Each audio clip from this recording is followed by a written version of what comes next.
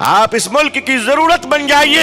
یاد رکھیے گا جو لوگ بوجھ بنتے ہیں انہیں اتار دیا جاتا ہے اور جو ضرورت بن جایا کرتے ہیں ان کو سینے سے لگایا جاتا ہے. مسلمان اس لیے اس ملک میں ہے کہ ظالم کا سر اٹھا نہ رہے, مظلوم کا سر جھکا نہ رہے. ہم انصاف قائم کرنے کے لیے اے مسلمانوں تم اپنی ذمہ داریوں کو کب نبھاؤ گے؟ لوگوں اس ملک کی ضرورت بن جاؤ. یہ ملک تمہیں پکار رہا ہے. یہ کروڑوں مسلمان ہندوستان میں کیوں ہے؟ بلڈنگ بنانے کا مقابلہ نہیں, دولت جمع کرنے کا مقابلہ بالکل نہیں, ہمارا مادی مقابلہ بالکل نہیں ہے. ہم تو اس ملک میں اس لیے پیدا کیے گئے ہیں تاکہ اڑیسہ کے کالا ہانڈی میں کوئی 7 سال کی آدی باسی کی بچی بھات بھات کہتے ہوئے بھوک سے مر نہ جائے, کیونکہ اگر وہ مر گئی تو یاد رکھو مجھے ڈر یہ لگتا ہے کہ قیامت کے دن خدا کہیں ہم سے نہ پوچھ لے کہ جب وہ بچی بھوک سے تڑپ رہی تھی تو یہ بتا مسلمان تو کہاں تھا, تیری ذمہ داریاں کیا تھی؟ آج کھلی آنکھوں ہم دیکھ رہے ہیں کہ اسپتال میں ایک غریب اپنی بیوی کا علاج کروا رہا ہے. پیسے نہ ہونے کی وجہ سے وہ علاج مکمل ہوتے کہ نہیں ہوتے اللہ کی مرضی, لیکن وہ انتقال کر جاتی ہے. لیکن اس کے پاس پیسے نہیں کہ لاش کے لیے ایمبولینس لے سکے. وہ بیچارہ غریب شوہر ہمارا ایک ہندو بھائی اس دیش کا پیسے نہ ہونے کی وجہ سے اپنے کاندھے پہ اپنے بیوی کی لاش کو لے کر سڑک پہ جا رہا تھا. مجھے نہیں معلوم کہ ڈاکٹر کی کیا ذمہ داری ہے, اسپتال کی کیا ذمہ داری ہے, حکومت کی کیا ذمہ داری ہے. میں تو صرف یہ سوچ رہا ہوں کہ اللہ اگر مسلمانوں تم سے پوچھ لے کہ اس وقت تم کہاں تھے جب ایک غریب اپنے کاندھے پہ لاش لے جا رہا تھا. وہ صرف اپنی بیوی کی لاش نہیں بلکہ سماج کا لاش جا رہا, سماج کی لاش جا رہی تھی, سماج مر چکا تھا. مسلمان اس لیے اس ملک میں ہے کہ ظالم کا سر اٹھا نہ رہے, مظلوم کا سر جھکا نہ رہے. ہم انصاف قائم کرنے کے لیے اے مسلمانوں تم اپنی ذمہ داریوں کو کب نبھاؤ گے؟ نقلی دواؤں کی وجہ سے اس ملک میں ہزاروں لوگوں کی جانیں جا رہی ہیں. کہ ہماری کوئی ذمہ داری نہیں ہے کہ ہم مہم چلائیں, انقلاب لائیں کہ اس ملک میں نقلی دوا نہ ہو. اے لوگوں راشن میں ملاوٹ ہے, رشوت کے بغیر کوئی کام نہیں ہو رہا ہے. رینج روور میں چلنے والے لوگوں نے عوام کے بچوں کو گوبر کے کھیل میں لگا دیا ہے. اور امت کے مسلمانوں تم کو مسلک کی لڑائی سے اگر فرصت مل گئی ہو تو آؤ اللہ کے دین کی خوشبو کو اس ملک میں ہم فضا میں بہل و تحلیل کر سکیں اور اپنی ذمہ داریوں کو نبھا سکیں. عزیزان ملت ذرا وہ دن یاد کیجئے. اللہ کے پیارے رسول صلی اللہ علیہ وسلم آپ کو 40 سال کی عمر شریف میں نبوت ملی, یہ ہم سب لوگ جانتے ہیں, سیرت کی کتابوں میں بھی ہے اور سیرت کے اجلاس میں بارہا سن سن کر جوان ہو گئے. یقیناً نماز فرض ہوئی 40 سال کے بعد, حج فرض ہوئے 40 سال کے بعد, زکوٰۃ فرض ہوئی 40 سال کے بعد, قرآن کے نزول کا آغاز 40 سال سے ہوا اور مکمل ہوا جا کے 63 سال کی عمر شریف میں.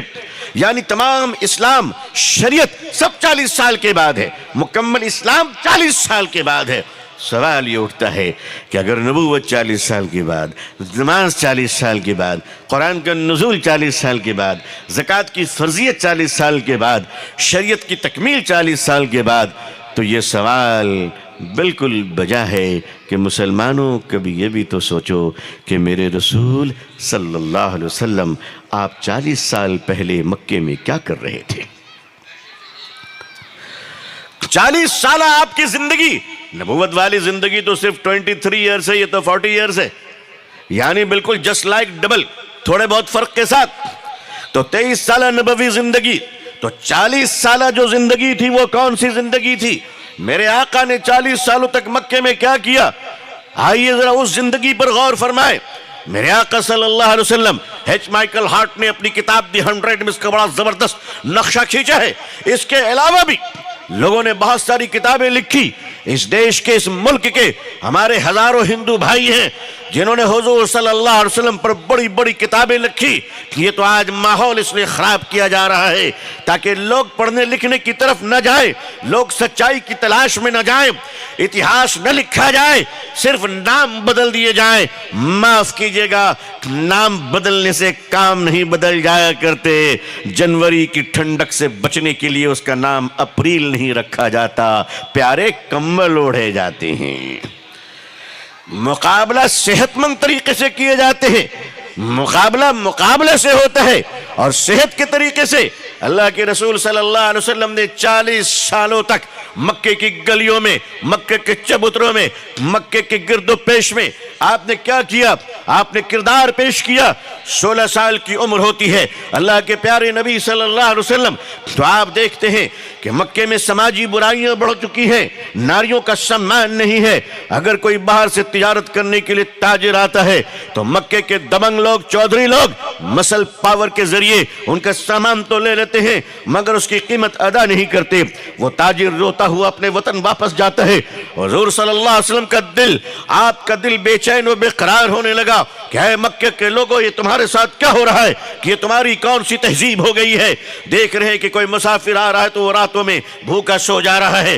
16 سال کی عمر مختصر میں ہمارے اور آپ کے آقا صلی اللہ علیہ وسلم نے مکے کے اندر دنیا کی تاریخ کی پہلی NGO اور پہلی سوسائٹی بنائی حلف الفضول کے نام پر، اور آپ نے 16 سال کی عمر میں مکے میں اعلان کیا کہ لوگوں، اگر کوئی دبنگ کسی تاجر کا پیسہ نہ دے تو آمنہ کے لال، آمنہ کے بیٹے محمد کو آواز دینا صلی اللہ علیہ وسلم، ان سردار اور بہادروں سے تمہارا حق تمہیں دلائیں گے۔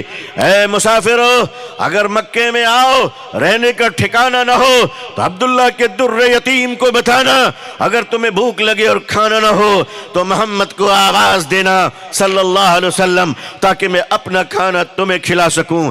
اللہ کے رسول صلی اللہ علیہ وسلم نے 10 سال کی عمر میں امانت داری کی مثال قائم کر دی۔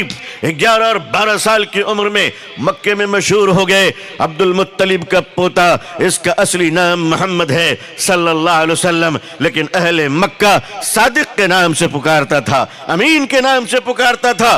حضور جس گلی سے گزر جاتے تھے صلی اللہ علیہ وسلم، مکے کے سردار کھڑے ہو جایا کرتے تھے۔